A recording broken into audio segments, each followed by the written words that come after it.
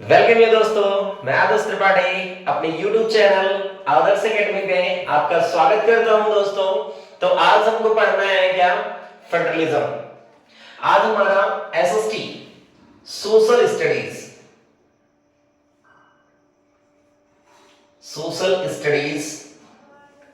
जिसके अंतर्गत एक सिविक्स बुक आती है। इसके एक टॉपिक है फेडरलिज्म, जिसे हिंदी में बोला जाता है संघवाद। संघवाद हम कैसे जानेंगे? संघवाद होता क्या है? संघवाद की पूरी स्ट्रक्चर आपको दी गई है और मैं जहां तक समझ रहा हूं इससे ज्यादा कोई और आपको नहीं पढ़ा सकता। पूरी डिटेल आपको इसमें दी गई है दोस्तों।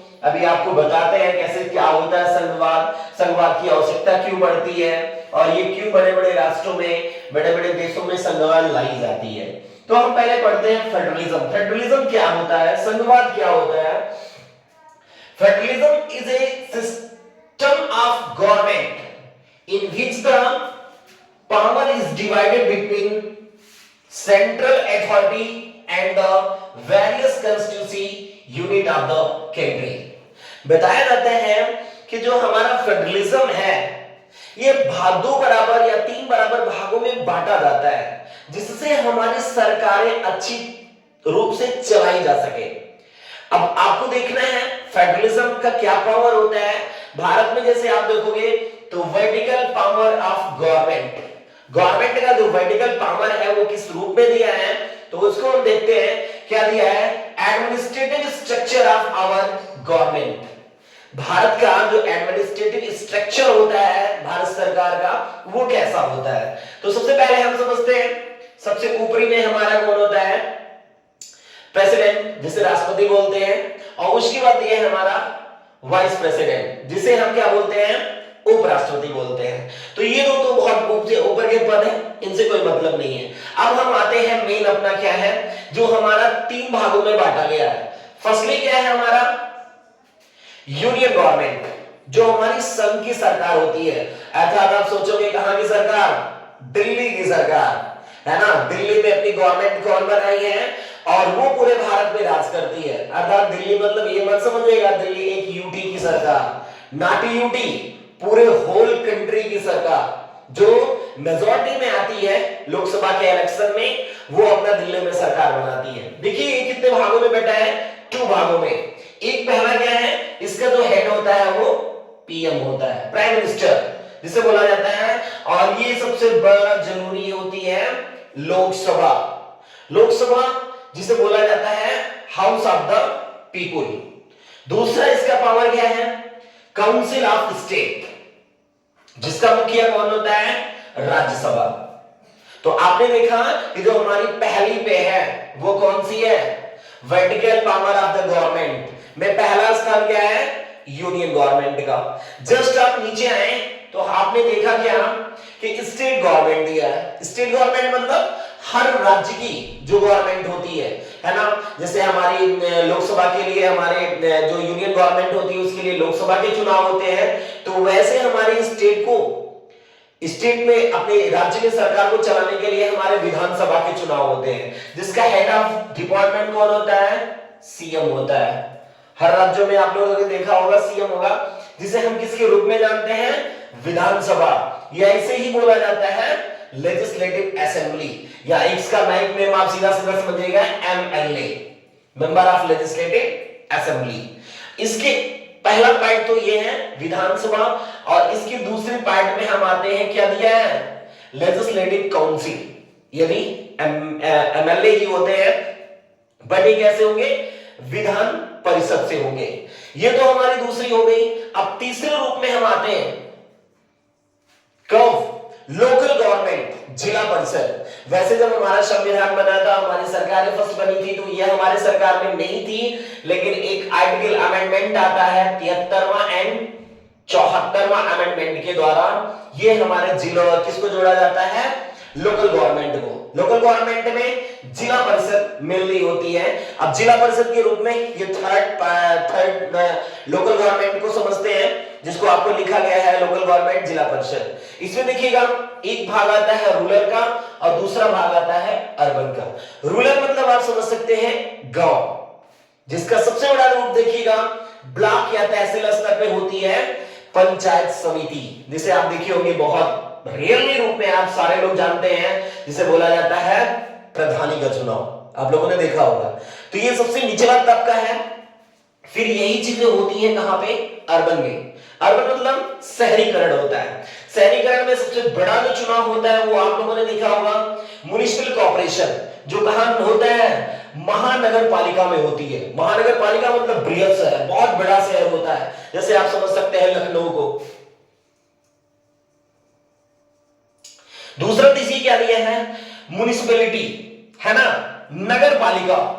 नगर पालिका उससे छोटी होती है, जैसे आप समझ सकते हैं खलीलाबाद। इसके बाद हम कहां आ सकते हैं? सबसे नीचे देखिएगा सिटी काउंसिल, जिसे बोला जाता है नगर पंचायत, जिसे आप सुने होंगे टाउन एरिया। टाउन एरिया सुने होंगे, वहां पे जो चुनाव होते हैं वो नगर पंचायत के चुनाव होते हैं। तो ये थर्ड लेवल पे आता है। तो दोस्तों आप लोगों ने देखा होगा सबसे जरूरी यहां पे क्या है? मेरी क्या है? फर्स्टली आप क्या है दिया है? Union government. दूसरा क्या है? State government. तीसरा हमने क्या पढ़ा?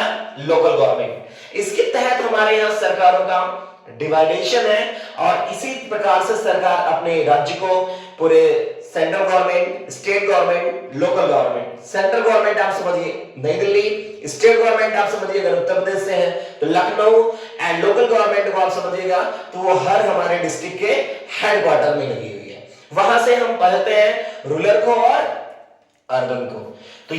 तो आगे भी देखना है क्या फेडरलिज्म के अंतर्गत क्या आता है। देखिए इसके आगे देखिए क्या दिया है, union government and the state government contain three list. जो हमारी संघ सरकार होती है, जो हमारी राज्य सरकार होती है, ये तीन प्रकार की लिस्ट जारी करती है। तीन प्रकार की लिस्ट क्या होती है? पहले दिया है यूनियन लिस्ट, जिसे बोला जाता है संघ सूची। दूसरा क्या दिया है? स्टेट लिस्ट, जिसे बोला जाता है राज्य सूची। तीसरा क्या दिया है? कंकरेंट लिस्ट, जिसे बोला जाता है समवर्ती सूची। तो बड़े ध्यान से आप लोग देखिएगा दोस्तों, बहुत अच्छा टॉपिक है फेडरलिज्म। इस वीडियो से बाहर नहीं आ सकता है, बहुत अच्छे से पढ़िएगा। देखिए क्या बता रहा है। अब फर्स्ट क्या है हमारा?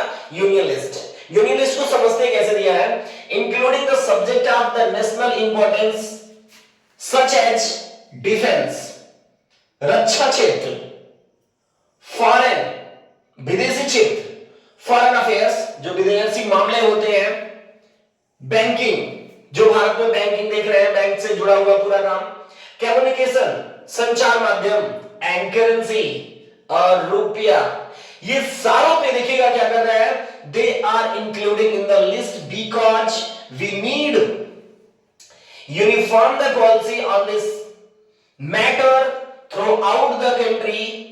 यदि ऐसे सारे मामलों में पूरे देश में कोई भी मामला बनाया जाता है, कोई मामला आता है, तो क्या होती है? The union government alone, alone मतलब अकेले, कैन मेक्स लॉ, वही कानून बना सकती है relating to the subject mention in this list. यानी आपके जो इस लिस्ट में दी गई है defence, foreign affairs, banking, communication and currency, इस सारे मामलों पे अगर जो भी नियम बनाएंगे, लॉज बनाएंगे, कानून बनाएंगे, तो कौन बनाएगी? यूनियन लिस्ट बनाएगी, जिसे हम साधारण रूप में जाते हैं संघ सूची। दूसरा मेरा क्या दिया है? स्टेट लिस्ट, जिसे बोला जाता है राज्य सूची। राज्य सूची में क्या दिया है? Including the subject of the state and the local importance, राज्य का होगा और हमारे आसपास के महत्व होंगे, जो हमारे करीब के महत्व होते हैं, सच एज पुलिस। अब आप देख सकते हैं पुलिस की वैकेंसी कौन निकालती है? स्टेट गवर्नमेंट निकालती है। तो आप समझ चुके होंगे ट्रेड, व्यापार, कॉमर्स, एग्रीकल्चर, कृषि आप लोगों ने देखा होगा, एरीगेशन सिंचाई विभाग, ये जितने इंक्लूडिंग है स्टेट गवर्नमेंट एलोन। ये क्या होगा? स्टेट गवर्नमेंट एलोन लिखा है, can makes law relating to the subject mention in the list. यानी जो पुलिस है, ट्रेड है, कॉमर्स है, एग्रीकल्चर है, इरिगेशन है, ऐसे सारे नियमों में जो अपने कानून को बनाएगी वो कौन बनाएगी? State government. यानी यहां पे कौन बनाएगी? स्टेट की, जो हमारे राज्य की सरकारें होंगी वो बनाएंगी। अब तीसरी कौन सी आती है? कंकरेंट लिस्ट, जिसे क्या बोला जाता है? समवर्ती सूची। इसको जानना बहुत जरूरी है क्योंकि ये दोनों इसमें इंक्लूडिंग है। जैसे देखिएगा, including the subject of the common, आपको बताया interest to the both union government as well as the state government. इन दोनों मामलों में काम दोनों सरकारें करती हैं। कौन?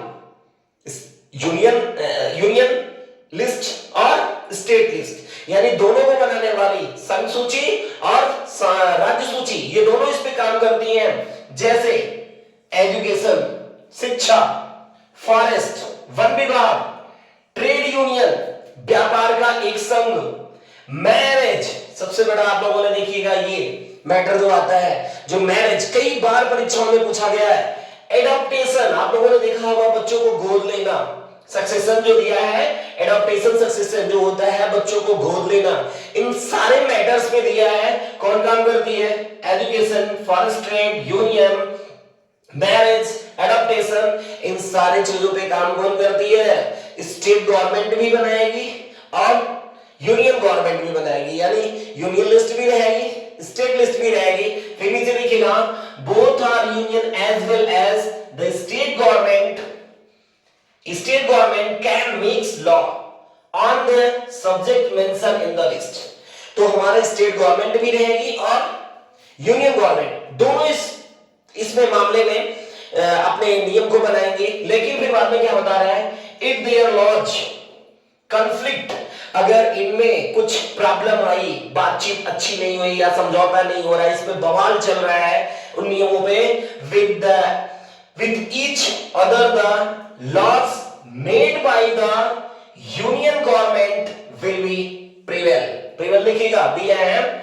यानी इसमें फिर क्या बताता है कि अगर हमारा इसमें जो निर्णय ली रही होगी, किसकी?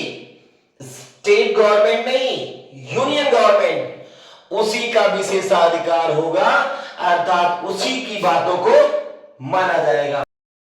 तो हमने आपको क्या बताया?